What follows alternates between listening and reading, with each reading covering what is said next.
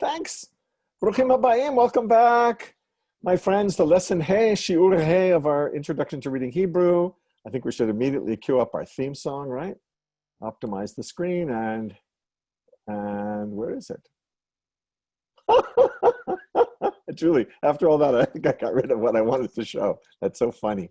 We'll get there. Here it is. Not that. Now I didn't want that actually, but that's nice too.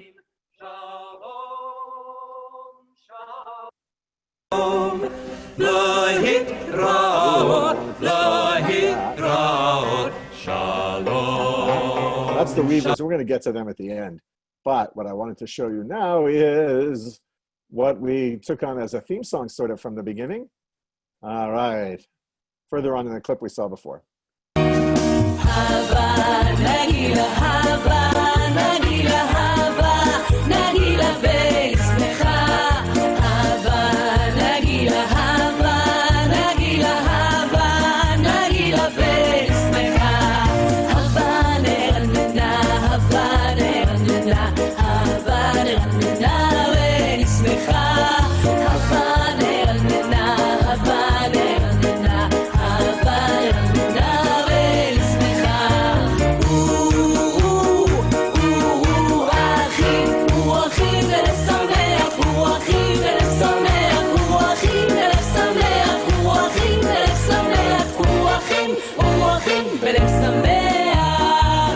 Okay, that's enough for now. I was trying to stop that, but I don't seem to be able to.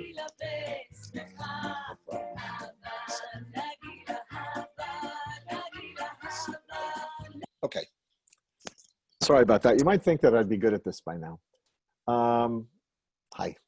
What I will share is the first of our new letters. Actually, I think even before that, we'll do a little bit of review. Okay, that's going to feel good because you learned so much already. So let's do a share screen on this. And that should be right. Okay, but we're going to start at the top. We did a whole bunch of letters. We have done. Not last time, the time before we did kaf and chaf in its two forms, right? Initial, medial, and final.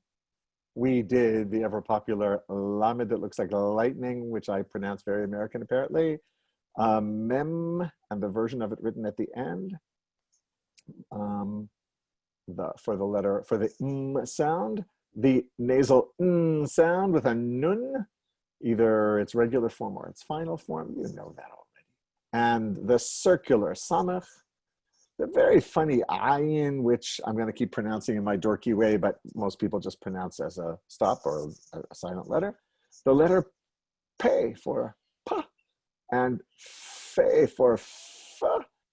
And it is very rare for a word in Hebrew to end with a p, only if it's a loan word from a foreign language, or a number like this current Hebrew name, the Hebrew letters for our present year, 5780. So normally the final form of fe, that's a pretty good way to remember it, will only be an F sound, not a P sound. We learned tzadeh and its regular and final forms. And we learned a whole bunch of words. And today's theme color is maroon, I believe. Hope you like it. A few other words we looked at last time. Tzion. Tzion, from the word tziyah, meaning a desert area. Tzion, Zion, the city of Jerusalem. And what it says there is just wrong, because that's, we're going to correct that as we go along. That's nice, isn't it? I hope it's right on the Google Doc. Daf, a page or a sheet. The word pardes, Julie herself is an alumnus of one of those your program at Machon Pardes in Jerusalem. I mentioned it's often used as a name for Jewish educational institutions. We learned the Hebrew name for Gaza, Aza, or just plain Aza. We learned a really common and important word, Eretz. It changes shape when you put the definite article ha, the, before it, right? So haaretz, like the bracha on bread, the benediction we say on eating bread in Judaism, hamotzi lechem min haaretz, or Israel's liberal newspaper of record, haaretz. The word im, meaning with. There's also an im with an aleph that means if. And they can be easily confused since we no longer hear a distinction between the ayin and the aleph. The word elef, 1,000. At the Hebrew University, they built dorms really in a hurry, like no heating, nothing, just these like rows of rooms out of concrete in the 60s, and they're still being used. They're not used as dorms anymore, but they were until like the 80s sometime. And the people who lived there referred to them not as shikunei ha'elef, housing for 1,000, but shikunei ha'kelev, housing for a dog. Chutzpah, you know that word, I don't have to explain that one to you, even if you're just joining us for the first time. Na'im, pleasant, right? One can say when one meets someone new, oh, na'im me'od, very pleasant. Kad, a pitcher. Koach, right? Where we had that funny instance of the two vowels with no place to write the second one between the two letters, so we put it after. We're going to talk about that tomorrow when we handle all those little things that are just annoying and bothersome or confusing maybe about the way Hebrew is written. The verb hikah, he struck, he hit. The verb bacha, he cried, he wept. We've seen the feminine and masculine present tense of an interesting verb. There are two different fonts here. Zoche, zocha, you remember these. Kach, I think I wrote down simply the wrong thing the last time about what kach means. It means this, thus, this way, so. How about these? Remember these? Lev, heart. Tal, that's do. Lech, and lecha. We learned the beginning of the call to Abraham in Genesis 12. Lech, lecha. El, in the sense of, in the preposition meaning to or toward. There's also, if I spell it this way, with a tzere, instead of a segol,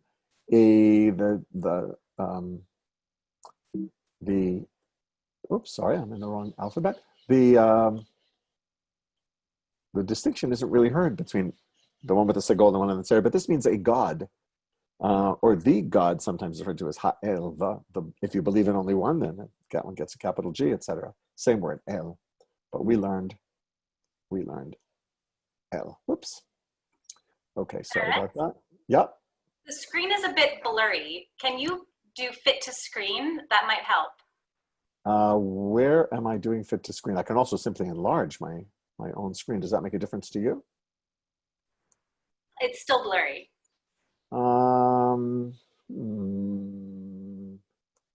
Is it a question of the size of the fonts that could be played with? Is that helpful? It makes it bigger, makes it easier. It's still blurry, but okay. Where do I do screen? You know, what you asked me to do. Fit to screen. Where does that appear? It should be at the bottom somewhere, or if you're like, are you at 100%? I'm in share screen. Well, is it? Wait, I'm sorry. Are we talking about a? You're talking about my word processors. Yeah, try. Is that better? Better? A little better. Okay, that's bigger.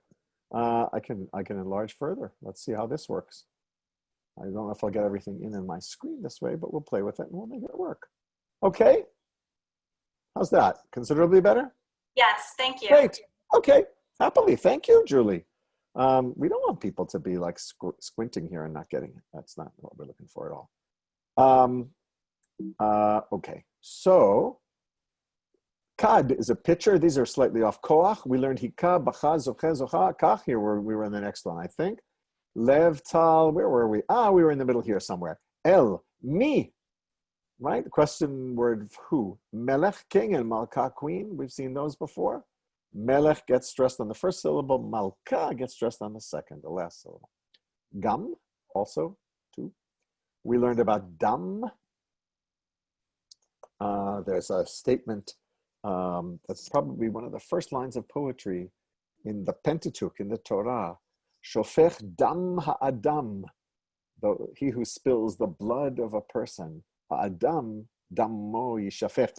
By a person, his blood shall be shed. It's, you know, you shed blood, you're going to wind up having your blood shed, but it drips with the sound of blood, those 6 words. Shofech dam ha'adam ba'adam damo yishafech. Chacham is a wise person, like the wise child in the Haggadah. Noach, it's also used as an adjective, noach, meaning comfortable. And I never thought to actually look through to see whether the character in Genesis, whether his name is significant. It probably is. He comes to rest at a certain point. Okay, it's time for a new letter, I think. So let us have a look at this funny looking letter. It looks a little bit like the resh, but then it curves down under, and it has, like a hey, it has this separate piece. It's kuf. I'm going to write another couple of letters next to it, so you'll see how it looks compared to the others. This vertical that comes down low reminds us of some of the final forms we saw, the nun and the fe, the kaf, but it's different. It's not connected to anything, and it has 2 pronunciations. Some people call it kof, some people call it kaf. I'm sorry, kuf, not kaf. We learned kaf. This is kof or kuf. Why 2 K letters? Why 2 K? That's not what I meant to say. Why are there 2 letters that make the sound K? Obviously, they made 2 different sounds at some time originally. They had different sound or voice. Kol, Hebrew word for a voice. It's also the name of very interesting Israeli politician in the 60s, Moshe Kol, for whom there's a street named now here. Kol is voice. How about this word? This is a word that if you've been looking at Jewish classical texts, you've seen, or maybe a different form of the same word. This is an adjective form. Kadosh. Kadosh, holy, sacred, right? When in chapter 6 of Isaiah glimpses the angels praising God. What are they saying? Kadosh, Kadosh, Kadosh, Adonai Tzvaot. Holy, holy, holy is the Lord of hosts, the Lord of multitudes. So that's a pretty important word. You also know it, I'll just play with it here. You also know it, it's going to be difficult, isn't it? Let's just see if we're going to do this right. You probably know this version of the word. Do you see the whole word, Julie, or is it blocked? We'll move it. That's better, right? Same root, the word kiddush. Whoops, that letter. Oh, wait a minute. Why are we doing kadosh? We didn't look at the shin yet. That's so silly, Peretz. You've planned badly. You don't know this letter. You don't know this letter yet. But you do know, we got ahead of ourselves. Kiddush is sanctification. That's so funny. I was so excited about teaching you that word that I forgot that we didn't learn all the letters yet. But we'll come back to it. Kuf at the end of a word. Tzedek. Justice. The Torah enjoins us. Tzedek tirdof. Repeats the word. Justice shall you pursue. And one interesting take on that from early modern or modern times is tzedek tirdof. Pursue justice using just means. Justice through justice pursue. Really interesting. It's probably not what it means in its original context, but who cares? It's such a great idea. Tzedek. And notice again, one of those words with an echo vowel, same vowel in 2 syllables. So the first one is the stressed one, like Melech and my name.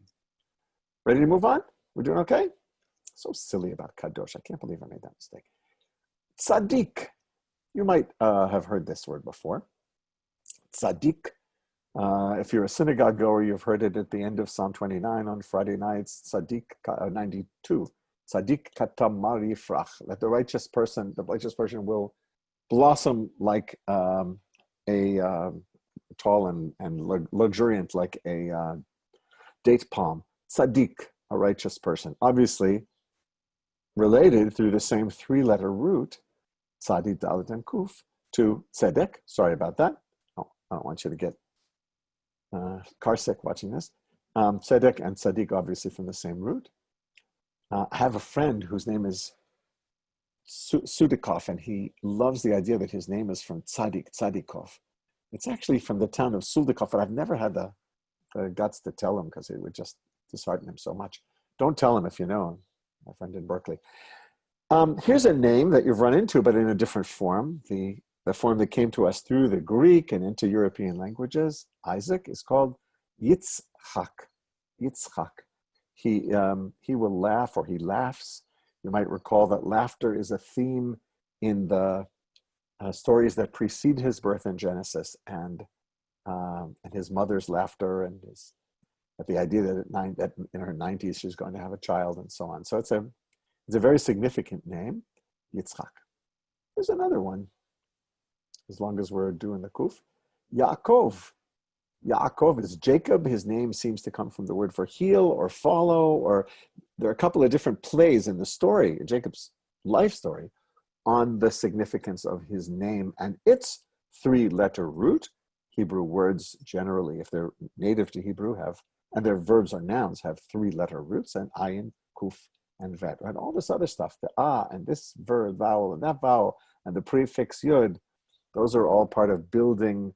This is a verb form, building a verb with specific gender and number and tense, or something like tense in biblical Hebrew. Yaakov, there's the three root letters, ayin, kuf, vet.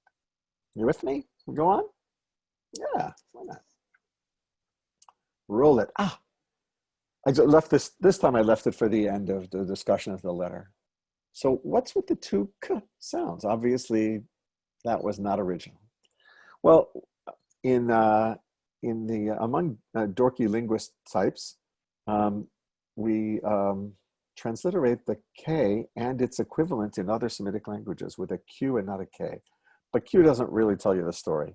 It's made down here in our throats, like all those other weird ones, like the ayin and the chet, right? Which had originally an ayin and a ayin, which gave us the G and chet. So this too is ha, ha. It's not made by putting the back of your tongue against the roof of your mouth at your hard palate. K. It's made much lower, ha, ha. And like some of those others that are pronounced deep down here, we're going to get into this tomorrow, it changes the shape of what's around it. These words were kol and tzadik. It's really hard for a native English speaker, I guess most of us, almost all of us are, to make that sound at all. I had to work at it for quite a while to figure out what I was listening to, what I was hearing, and get some coaching to be able to make a ha, ha sound down there. Okay. But I just wanted you to know, it's not important to know that. I just want you to have the sense that all of this makes sense, that nobody invented a system with duplications and crazy overlaps. And no, it all made sense when it was originally, the way it was originally pronounced. And if anything, we just relax, because in all cases, things have been simplified. The two K sounds, same. We're going to have two S sounds. We don't pronounce them differently anymore, no problem. Next letter. The letter is resh. It looks like the hay without its vertical here. Resh. Jeff, who's on, probably has an excellent mnemonic for it. He can write it down for us and tell us. He was sharing some of his mnemonics for letters when he teaches with me. Okay, that's resh. Again, we don't pronounce it resh or resh, but somewhere in the middle. Here is a lovely word. One of our participants shares this name.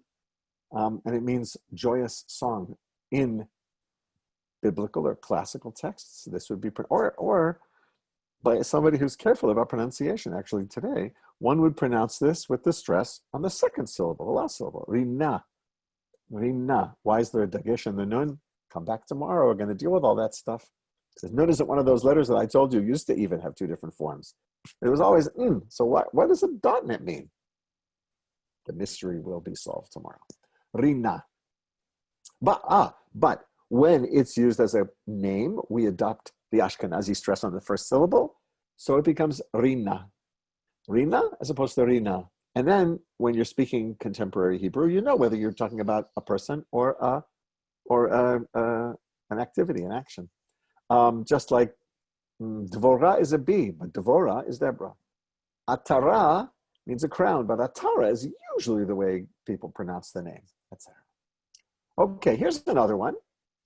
Rivka.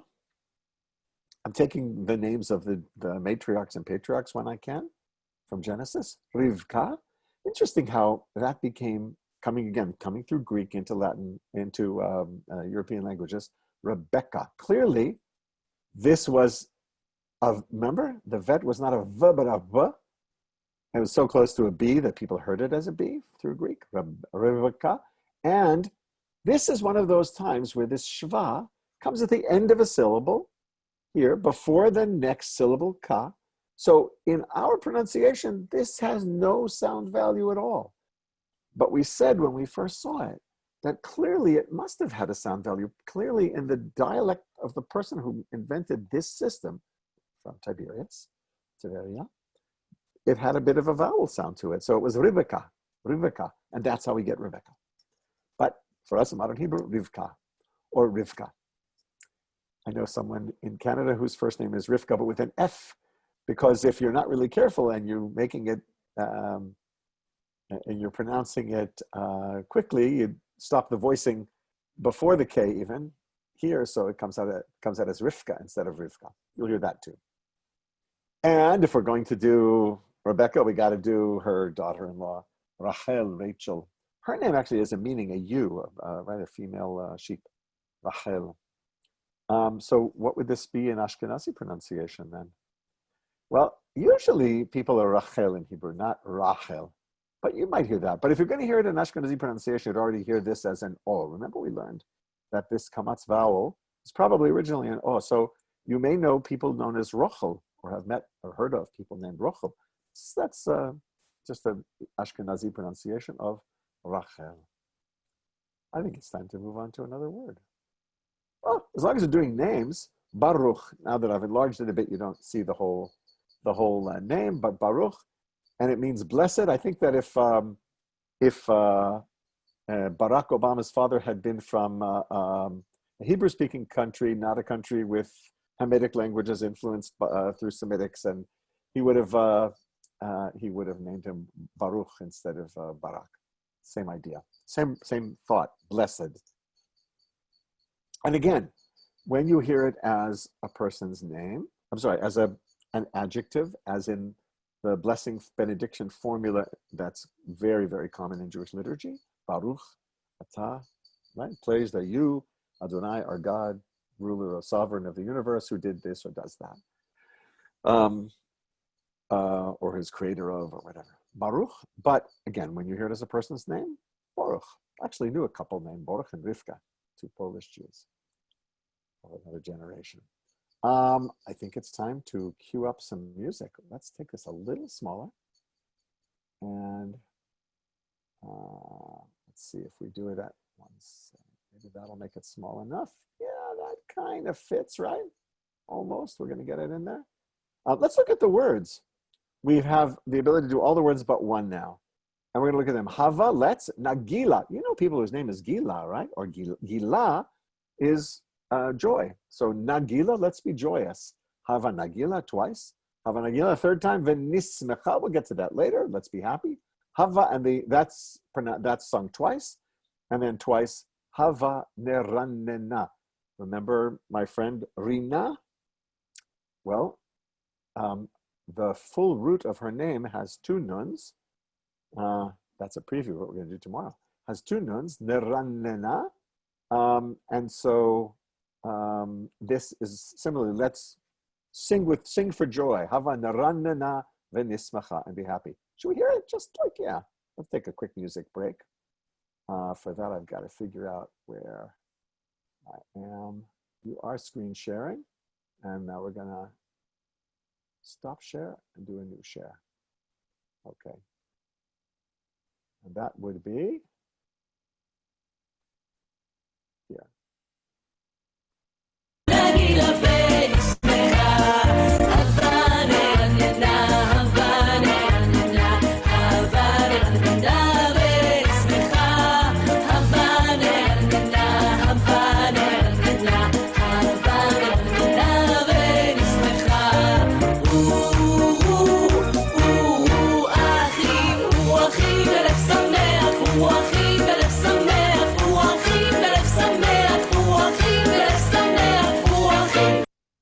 Whoops.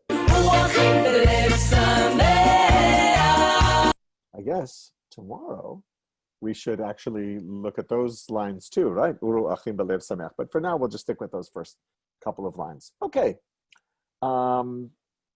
I think we're going to go back into screen share. I'm going to look at our word list and letter list again and continue on our progress through the alphabet. Shin. That is the most Hebrew looking letter, right? That's like the most different from anything in Latin that Hebrew has to offer, I think. It's quite lovely, I think, really shapely. Let's see, what would it look like? What does it look like if we do a different, that other font? We'll just change it. There you go. The letter Shin. It does, it does have this whole scoop thing, and then this piece usually does come from a side in any of the fonts. This here comes from the left side at the bottom. That's emphasized in the modern font. And it makes the blend sound sh. Now, if you speak Czech, or if you write Czech, then you're used to having it as one letter, but it gets a hot check over it, little thing like that, right? Shin. So we could just write it. Oh my gosh. If you want to get really dorky, you write it. Oh wait, I don't have a Czech. Well, we're not going to do it because I have to spend too much time looking for it in Czech. But let's use it. Let's use it. Here is a word that you know probably from the name of a holiday, Rosh. I didn't talk about the quality of the R sound in Hebrew. In contemporary Hebrew, people pronounce this, what we hear as an R, not with a trill, r, although Sfaradim used to, and some purists still do. At one time, the official government radio broadcaster required that their hosts and news readers and stuff use a trilled r. But what people, and if there is one famous Israeli politician, Mickey Eitan, who uses an American which is really weird because he's not American, but he has trouble pronouncing the uvular r. Where's that made? That's made by taking that little thing we call an inbal in the back of your throat and making it flutter. R.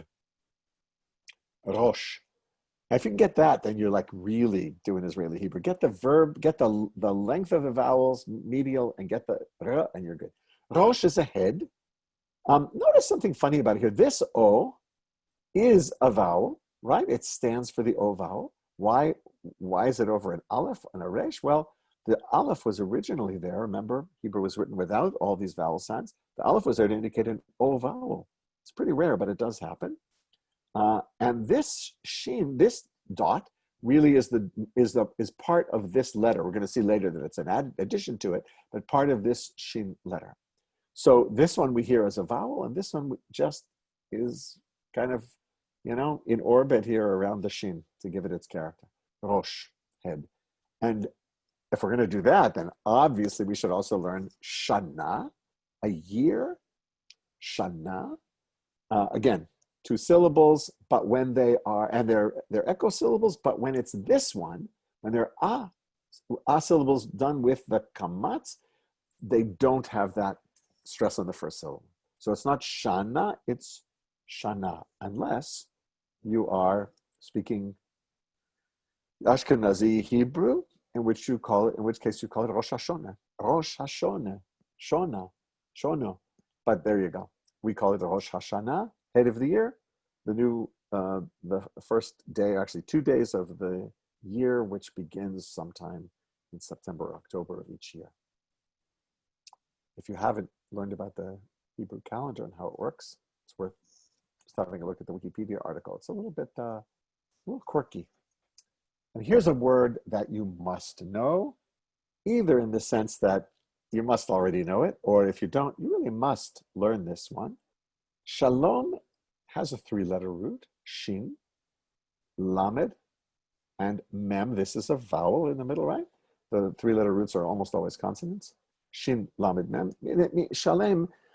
The sense of the base sense of this root is wholeness, completeness, fullness. So shalom isn't just peace as opposed to war. It's also well-being. When we meet someone, we want to know how they're doing. We say, Ma shlomcha, the cha ending meaning your. What is your shalom? Or ma shlomech? How are you doing? It's not about whether you're at peace or at war, or even maybe it's whether you're at peace with yourself, but it's like, how are you? It's a very deep question. Ma shlomcha?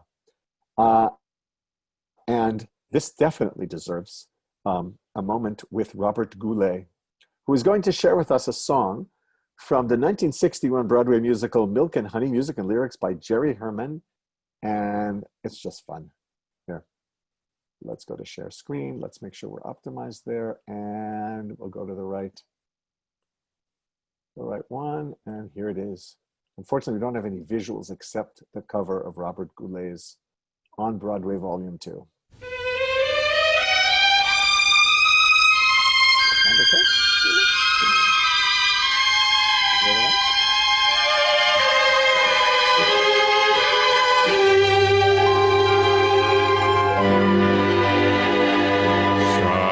Shalom, shalom, you'll find shalom, the nicest greeting you know. It means bonjour, salute, and skol, and twice as much as hello. It means a million lovely things like peace be yours, welcome home. And even when you say goodbye, you say goodbye with shalom. Just a bit more.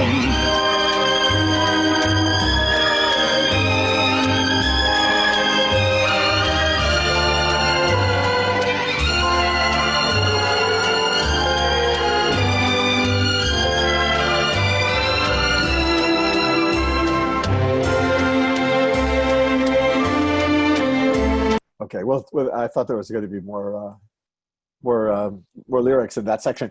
Yeah, hello, goodbye. It invites, I'm not going to play the Beatles, you say goodbye, I say hello. I will not do that. I was tempted, but we have to get back to work. We were at shin and shalom. So let's go back there. Choose this fellow and go back there. Okay. We were at shalom. Okay. Is anybody going to write in the chat, you had me at shalom? I'd like that. Okay. Little Jerry Maguire reference.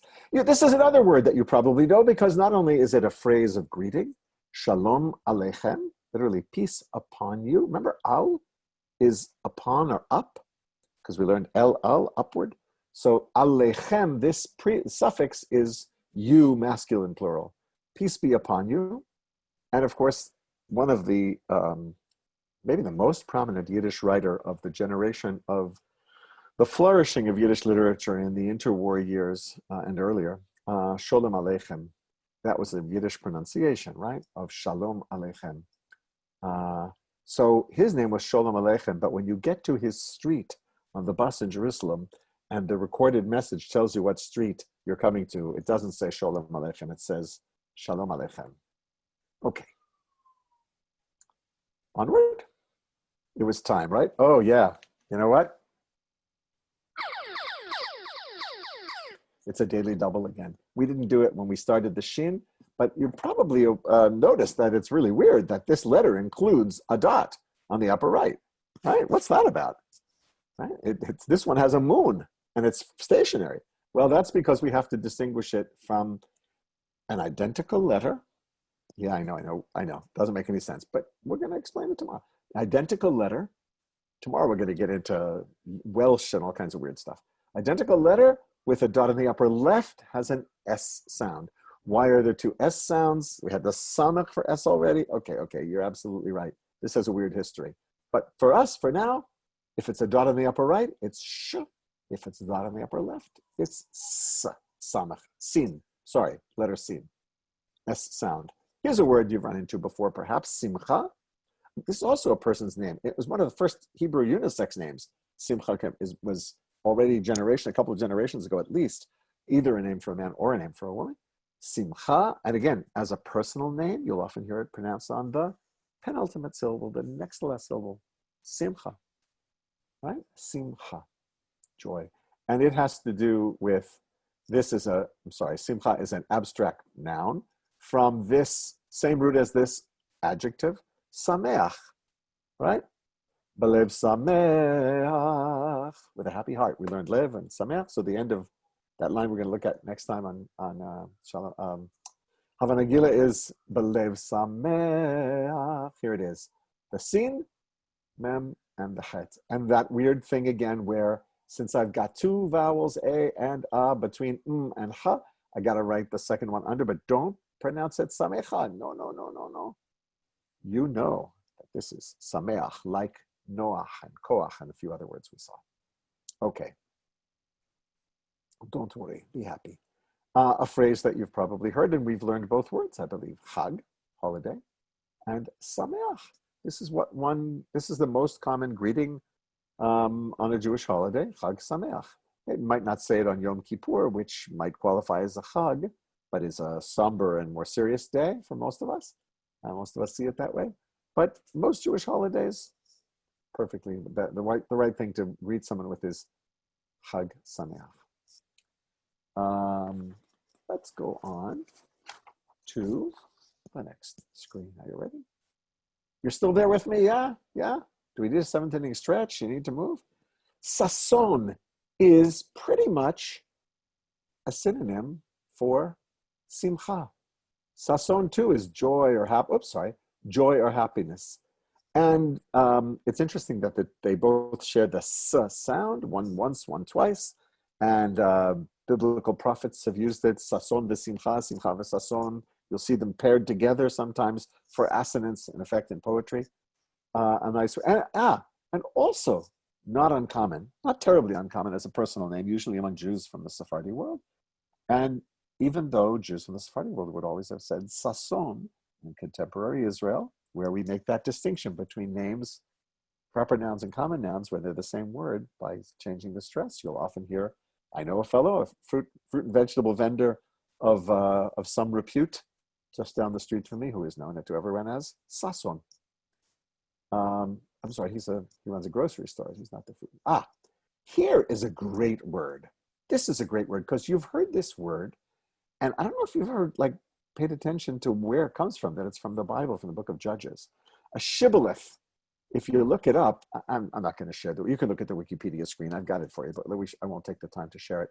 Shibboleth is a kind of a code word that you use to tell people apart. The story has to do with the people of the Gilad, the other side of the Jordan in the north, led by the prophet Jephthah, having driven away beaten the army of the tribe of Ephraim, which had attacked them. Yeah, internecine warfare among the Jews, not a new thing. They had actually attacked them, and the people of Gilad had pushed the Ephraimites back, but there were still some strays, and the troops of the Giladi Jews come upon some guy, and they want to know whether he's one of them or one of them. They're pretty much the same ethnic group, but the people of Ephraim had a funny accent. They didn't pronounce a shin right, so vayomerulo. Here, let's look at it in English. They said to him, say Shibboleth, say Shibboleth, but he said Siboleth. Here it is. We haven't done any biblical, we've done some biblical verses because Hine Matov U'Manaim is one. But here's another one. Vayomeru. Aleph Mem Resh is to say, they said to him, lo, Emorna, say please, Shibboleth. And he said, Siboleth. And they knew who he was. He did not have a happy fate. If you want to check it out, check out Judges 12. We have time for another letter. We're just barely. We have a letter, Tav. Oh, yeah, it's going to be a daily double letter too, but we'll get there. Tav, whether it's going to have a dot in it or not, we're not going to care. It's going to pronounce it as a T sound. It looks like the chet, but it's got a much funkier little toe at the bottom. It looks mostly looks like a chet, but again, that whole thing. And if you want to see it, did I give it to you? In the other font also. Oh no! Sorry, this is a different point. We'll do the other font now. Again, t and t either way, whether it has a dagesh or it doesn't. And once upon a time, it made a difference. And if you want to know that stuff, we'll talk about it a little bit tomorrow. Let's just have a look at this in. Sorry. There we go. There it is. Looks a little easier to spot even this way because this whole thing is so, exaggerated that it doesn't look like a chet, which doesn't have so much up here and doesn't have the toe at the bottom here. Okay, let's go on. Look at some words. If you're going to learn a word with ta, the most important word in Jewish culture that begins with ta or uses ta, maybe, arguably, is Torah. The word literally means instruction, but it's used within the Pentateuch, the 5 books of Moses, to describe parts of itself. This Torah, this is the Torah, the law of, it could also be translated as law sometimes. The German Jews often called it Gesetz, law.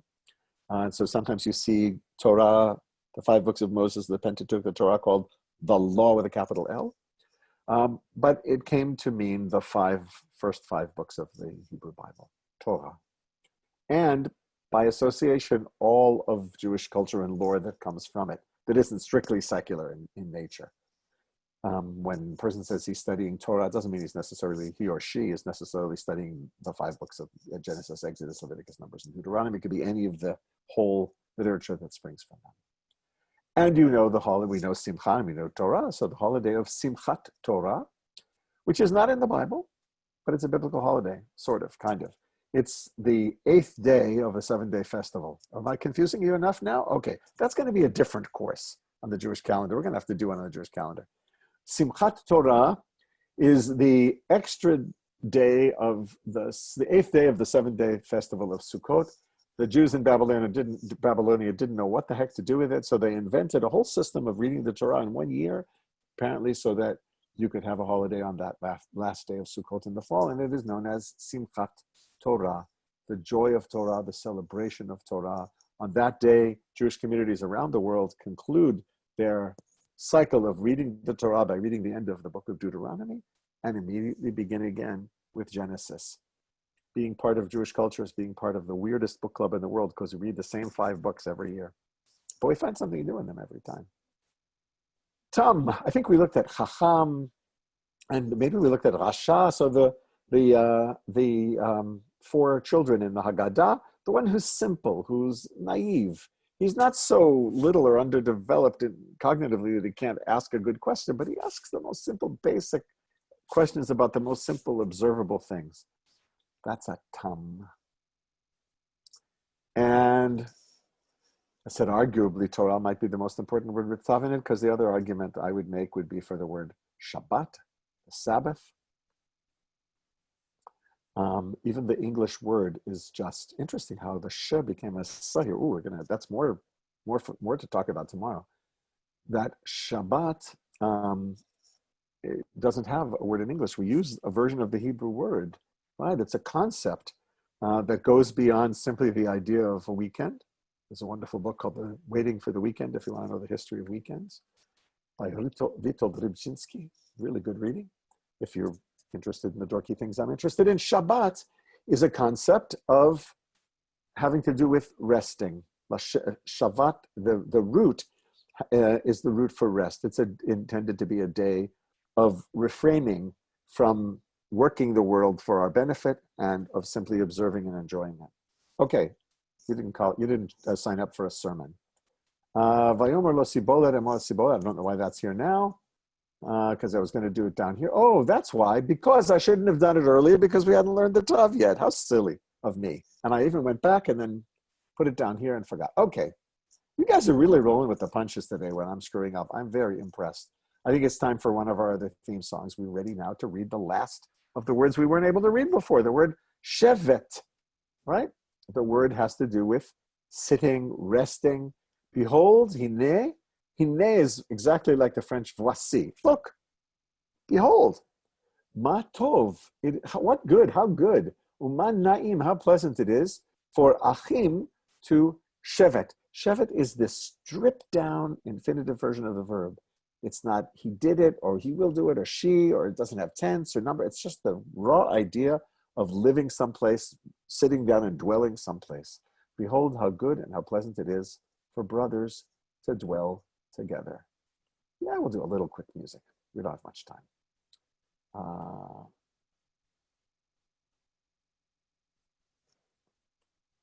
Share away. Here we go. And it should be here. Just a little clip of it. טוב ומנעים, שבת אחים גם יחד. הנה מה טוב ומנעים, שבת אחים גם יחד. הנה מה טוב, שבת אחים גם יחד. הנה מה טוב, שבת אחים גם יחד.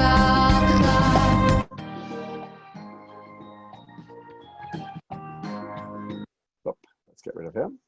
And let's go back to just a little bit more of the of our words and letters. Okay, Shevet Achim Gam Yachad. Let's do a little bit of a review. We saw the word kadosh, right? Sacred or holy. We saw a Rachel, a you, or Rachel, a person's name. Rina, joyous song or a person's name. Simcha, happiness in a person's name. Wow, we got a real bias toward happiness and joy today. Rivka, Rebecca's name. Tzedek. It's also the name of the planet Jupiter, oddly enough. Tzedek means justice. Torah, go explain that one. Shabbat, Shalom, and of course these two together are the common greeting toward or during the day of Shabbat, from Friday at sundown to Saturday at darkness when the stars come out, about 25 hours. It's appropriate, and a little bit before as well. Even from Thursday, people will often greet each other here with Shabbat, or in Jewish culture in general, Shabbat Shalom. Okay, another song, just for fun. Shalom Chaverim, hi friends, or bye friends, or lehitraot. Lehitraot, a word you might have learned, meaning see you soon, till I see you again, right? Au revoir. Just a moment, all right? I can't, I don't want to deprive you of this, but then we're going to do this very quickly, and here we go. The Weavers. Ooh, the Weavers.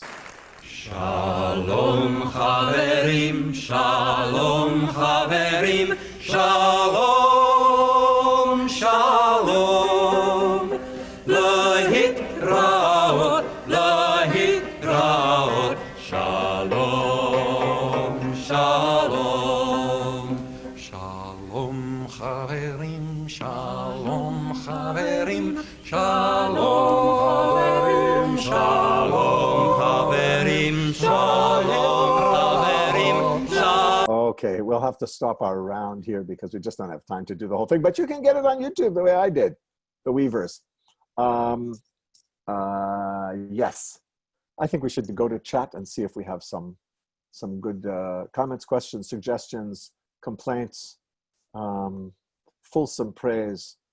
Here we go. I got some writing workbooks from Hebrew through Amazon. I'm practicing. Good for you. Google, I'm out of focus. Sorry about that. Image is blurry. I hope that was better. Blurry. Why is there a dot in the dalet? Dalet is one of those letters we're going to talk about tomorrow, which used to have two different versions, one with a dot, one without. Do native Hebrew speakers make that sound distinction into two K sounds? If they come from Arab countries, which means they're pretty old probably, they may. It's rare to hear it today, but you do still find people who will make that distinction, especially professors of linguistics. Resh is round. Ooh, that's good mnemonic. Do we roll the resh? I think we discussed that. Mnemonic for resh. Whoa. Virginia asks, why do some of the old timers use the s sound for the t? We'll get into that tomorrow.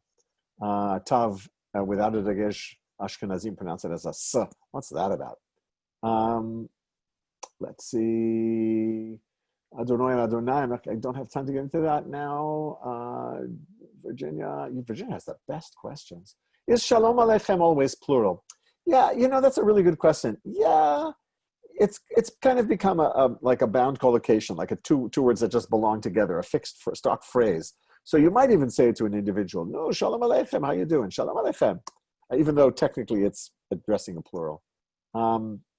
Why Isaac from the Greek? Virginia asks, another great question for Virginia, asks, why am I always talking about how names from the Bible came to us from Greek? Because Europe basically began to learn the Bible through its Greek translation and then Latin. and Bible was read in Latin and not vernacular languages for hundreds and hundreds, many, many centuries. Steve and Deb Kafowitz pointed out that I keep saying sameach instead of sameach. Yeah, it's because I'm an American and I have an A sound and I forget. It's hard to get those medial vowels. You are right. What software are you using? I'm using Nisus Writer for the Mac, for Apple operating system. I love your songs. Thank you so much. The word joy is a reason that's secondary. Yes. We'll get into that another time. Okay. I think we're going to have to close down, right? It's kind of time. More or less, no?